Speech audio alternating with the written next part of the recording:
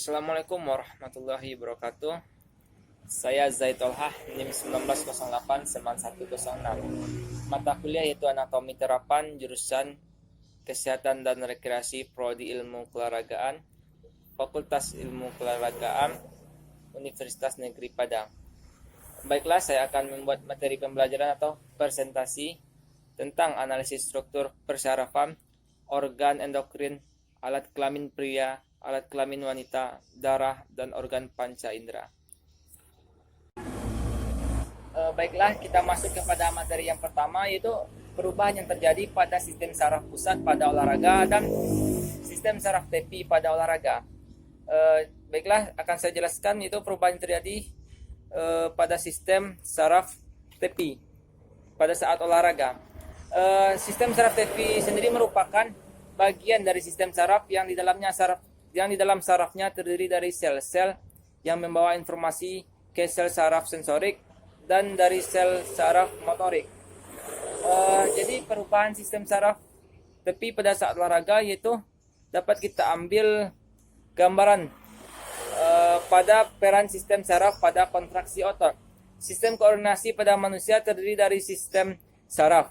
Sistem saraf berperan untuk mengatur dan memelihara fungsi tubuh, misalnya mengatur kontraksi otot, perubahan otot-otot tubuh bagian dalam, dan berbagai kelenjar dalam tubuh. Salah satu perubahannya juga dapat kita lihat pada gerakan refleks. Dan yang kedua yaitu sistem saraf pusat pada olahraga. Sistem saraf pusat terdiri dari otak dan sumsum tulang belakang. Keduanya memiliki peranan yang berbeda dalam sistem saraf pada manusia. Otak sebagai pusat pengendali utama tubuh, termasuk proses yang disadari maupun yang tidak disadari, serta menyimpan segala informasi. Dan untuk sumsum tulang belakang, perantara yang berperan dalam pertukaran sinyal atau informasi antara tubuh dan otak, serta memicu dari gerakan refleks. Baiklah, kita masuk kepada materi yang kedua, yaitu perubahan endokrin yang terjadi pada olahraga.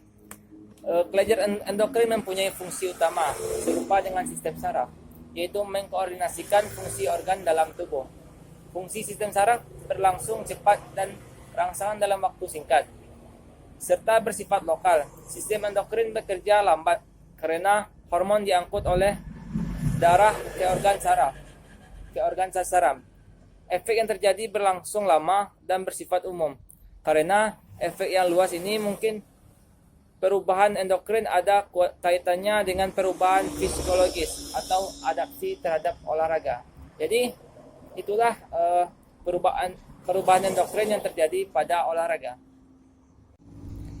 Baiklah, kita masuk ke materi yang ketiga, yaitu susunan saraf pusat dan saraf tepi. Yang pertama itu susunan saraf pusat. Susunan saraf pusat ini mengatur seluruh kegiatan tubuh. Yang pertama yaitu otak besar atau cerebrum. Merupakan pusat saraf utama dan bagian terbesar dari otak. Volumenya kisaran 1.500 cm3 pada orang dewasa. Otak besar terdiri dari dua belahan, yaitu belahan kiri dan belahan kanan. Dan yang kedua yaitu otak kecil atau cerebellum. Merupakan pusat pengaturan keseimbangan dan mengkoordinasi otot-otot saat kita akan melakukan gerakan. Otak kecil terdiri atas dua belahan, yaitu belahan kiri dan kanan. Yang kedua belahnya dihubungkan oleh jembatan Farrell. Dan yang terakhir itu sumsum tulang belakang. Terletak memanjang di dalam rongga tulang belakang, mulai dari ruas-ruas tulang pinggang. Yang kedua, sumsum tulang belakang sama dengan susunan tulang lanjutan. Dan kita masuk kepada yang kedua, yaitu susunan saraf tepi. Sistem saraf tepi menghubungkan antara sistem saraf pusat dengan organ tubuh. Termasuk ke dalam sistem saraf tepi adalah semua serbut saraf yang keluar dari sistem saraf pusat hingga organ efektor dan kumpulan neuron yang berbentuk ganglion. Pada sistem saraf tepi terdiri dari 12 pasang serbut saraf otak. dan 31 pasang saraf sumsum tulang belakang. Baiklah, kita masuk kepada materi yang keempat, yaitu jelaskan perubahan yang terjadi pada genitalia muskulin akibat olahraga, atau perubahan yang terjadi pada alat kelamin laki-laki saat olahraga. Itu dapat menyebabkan testis terasa nyeri karena vertikal varikokel. Varikokel adalah pembengkakan pembuluh darah di vena dalam skrotum. Menurut Kohler, varikokel bersifat genetik. Contohnya olahraga berlari. Berlari bisa membuat penderita varikokel semakin kesakitan karena aliran darah bisa berbalik dan membuat kondisi tambah memburuk. Menggunakan celana olahraga dengan liner khusus yang mencegah testis berdesakan dapat membantu meringankan kondisi varikokel tersebut. Itulah solusi dan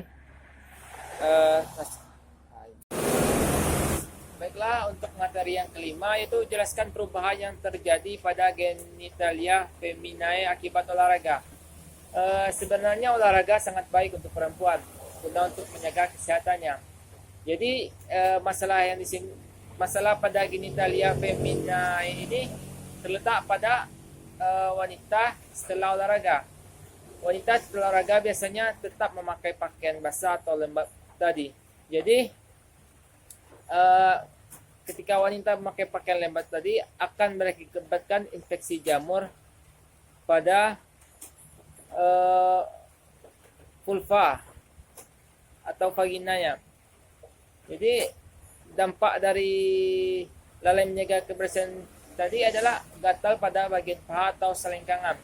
Kondisi tersebut dinamai intertrigo atau biasanya diikuti dengan munculnya ruam. Baiklah, masuk ke materi yang keenam, yaitu jelaskan struktur eritrosit, leukosit, dan trombosit. Jadi yang kita masuk yang pertama, yaitu eritrosit. Eritrosit atau sel darah merah berfungsi sebagai pembawa oksigen dari paru-paru ke seluruh jaringan tubuh. Sel ini mengandung hemoglobin. Jumlah normal sel darah merah di dalam tubuh manusia berkisar 4,3 sampai 5,6 juta pria dan 3,9 sampai 5,1 juta wanita. Jika jumlah eritrosit mengalami penurunan atau tinggi, maka ada terjadi sesuatu di dalam tubuh. Dan yang kedua yaitu leukosit. Leukosit adalah sel darah putih yang terdiri dari neutrofil, limfosit, monosit, basofil, dan eosinofil. Sel ini berperan penting dalam melawan infeksi yang menyerang ke tubuh. Kadar normal leukosit yaitu 5.000 sampai 10.000 leukosit MCL. Dan yang ketiga yaitu trombosit. Sebutan lainnya adalah keping darah. Berfungsi untuk mengumpulkan darah dan menghentikan peredaran ketika terluka. Normalnya trombosit berjumlah 150.000 sampai 400.000 keping darah MCL. Jika trombosit mengalami penurunan dari jumlah normalnya, maka biasanya disebabkan karena trombosit mengalami kehancuran di dalam darah, hati, dan limfa, penyakit autoimun, perawatan, kanker, dan kerusakan sumsum tulang belakang. Materi yang terakhir materi yang ketujuh yaitu tentang indera pada olahraga. Indera manusia merupakan faktor terpenting dalam pembuatan gerak yang berorientasi pada keterampilan, baik untuk keterampilan sederhana maupun keterampilan tingkat tinggi. Fungsi dari indera tentu saja terutama berhubungan dengan sumbangannya terhadap keberhasilan gerak. Sebab gerak sendiri merupakan hasil dari proses pengolahan informasi yang diserap oleh indera manusia. Keberhasilan dalam keterampilan tingkat tinggi tergantung pada bagaimana perilaku mampu mendeteksi, menerima, serta memanfaatkan informasi yang bersifat indrawi. Buktinya seringkali pemenang dari suatu lomba adalah orang atau tim yang memang telah mendeteksi kemampuan lawan, pola permainan lawan, serta kesiapan lawan. Demikian juga untuk olahraga seperti senam dan lompat jauh. Mereka yang memenangkan kejuaraan dalam cabang ini adalah mereka yang mampu menguasai gerakan tubuhnya. Baiklah, sekian video presentasi dari saya. Kalau ada salah dan ganjil saya mohon maaf. Wabillahi taufiq. Baiklah, sekian video pembelajaran atau video presentasi dari saya. Kalau ada salah dan janggal, saya mohon maaf. Wabillahi taufiq walhidayah. Wassalamualaikum warahmatullahi wabarakatuh.